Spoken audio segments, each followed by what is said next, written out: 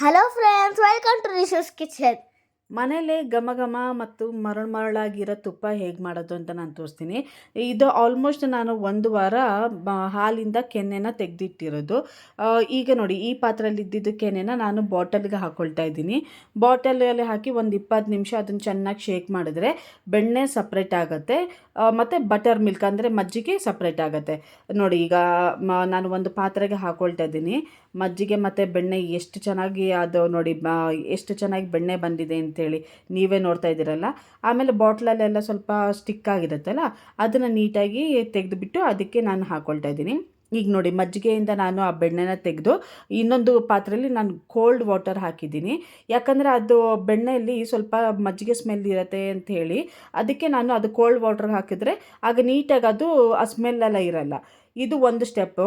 ನಾನೀಗ ಅದನ್ನು ಆ ಕೋಲ್ಡ್ ವಾಟರಿಂದ ತೆಗೆದು ಒಂದು ಪ್ಯಾನಿಗೆ ಹಾಕ್ಕೊಂಡಿದ್ದೀನಿ. ಆ ಬಿಸಿ ಆಗ್ತಾ ಇರಬೇಕಂದ್ರೆ ಒಂದು ಸ್ವಲ್ಪ ಅರಿಶಿನ ಮತ್ತು ಒಂದು ವೀಳ್ಯದೆಲೆ ಹಾಕಿದ್ದೀನಿ. ಮತ್ತು ಮೇಯ್ನ್ ಪಾಯಿಂಟು, ಅದು ಚೆನ್ನಾಗಿ ಘಮ ಘಮ ಅಂತ ಬರಬೇಕಂದ್ರೆ ಲವಂಗ ಹಾಕ್ಕೊಂಡಿದ್ದೀನಿ ನಾನು. ಇದು 2ನೇ ಸ್ಟೆಪ್ಪು. ಈ ಥರ ನೀವು ಮಾಡೋದ್ರಿಂದ ನಿಮಗೆ ಔಟ್ಸೈಡಲ್ಲಿ ಹೇಗೆ ತುಪ್ಪ ಸಿಗುತ್ತೋ ಅದೇ ಥರ ಘಮ ಘಮ ಮತ್ತು ಮರಳಾಗಿರೋಂಥ ತುಪ್ಪ ನೀವು ಮನೇಲೇ ಆರಾಮ್ಸೆ ಮಾಡ್ಕೊಬೋದು. ಆಮೇಲೆ ಸಿಮ್ಮಲ್ಲಿಟ್ಟು ಯಾವತ್ತಿದ್ರೂ ತುಪ್ಪ ಕಾಯಿಸ್ಕೊಳ್ಬೇಕು. ನಾನು ಇಷ್ಟು ತನಕ ನಾನು ಸಿಮ್ಮಲ್ಲಿಟ್ಟೆ ನಾನು ತುಪ್ಪ ಕಾಯಿಸ್ಕೊಂಡಿದ್ದು. ನೋಡಿ, ಅದು ಎಷ್ಟು ಚೆನ್ನಾಗಿ ಅದು ಚಟ ಅಂತ ಸೌಂಡನ್ನು ಬರ್ತಾ ಇರುತ್ತಲ್ಲ, ಅದು ಕಮ್ಮಿ ಆಗುತ್ತೆ. ಅದು ಕಮ್ಮಿ ಆಗಿದ ತಕ್ಷಣ ತುಪ್ಪ ರೆಡಿ ಇದೆ ಅಂಥೇಳಿ ಅದಕ್ಕಿಂತ ಮುಂಚೆ 5 ನಿಮಿಷ ಮುಂಚೆ ತುಂಬ ಘಮ ಘಮ ಅಂತ ಬರ್ತಾ ಇರುತ್ತೆ.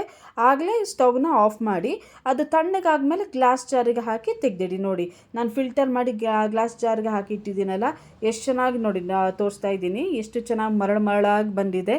ಇದೇ ಥರ ನೀವು ಮನೇಲಿ ಮಾಡಿ ತುಪ್ಪನ ಹೇಗೆ ಬರುತ್ತೆ ಅಂತೇಳಿ ನನಗೆ ಕಮೆಂಟಲ್ಲಿ ರಿಪ್ಲೈ ಮಾಡಿ friends. Thank you for watching.